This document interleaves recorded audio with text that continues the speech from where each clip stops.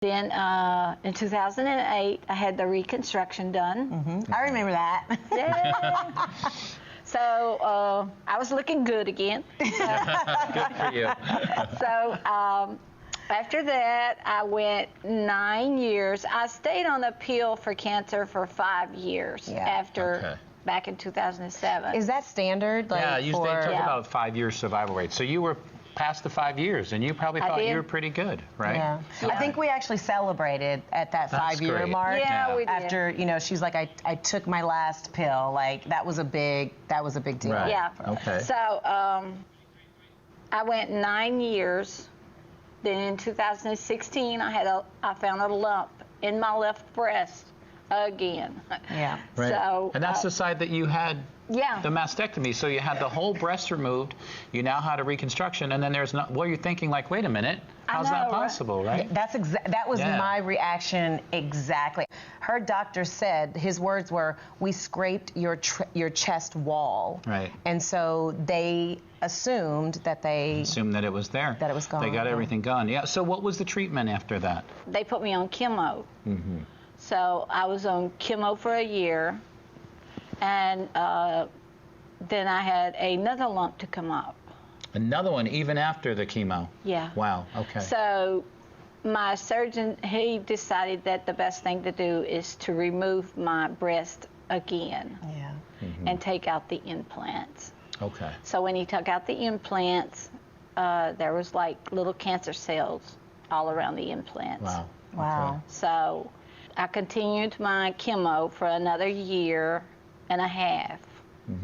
Then back in 2018, in May, I took my last treatment, and I have been on the pill ever since. Okay. Yeah, so I remember the first time you had the first mastectomy. Yeah. And that was a moment that we shared together. I was actually living in California at that time, but I was like back and forth, like all the time. And I remember when you came home, or I had come home, and we were in the bedroom, and she looked at me and I looked at her, and we were kind of thinking the same thing. And, you know, she said, "Do you want to see it?" And I was like, "I don't know if I want to see it," you know, and Sorry, babe. It's tough, you know, and we had a moment together, you know, because as a woman, you know, I mean, in my house, we've been talking about boobies since I was in the 3rd grade. So, Apparently. you know, to stand there and be with my mom and have this moment, I could see, like, just the sadness, because it's a loss. You know, you're losing a piece of yourself. And then a lot of it is just uncertainty, and you don't know, you know, what's next. Did they get it all?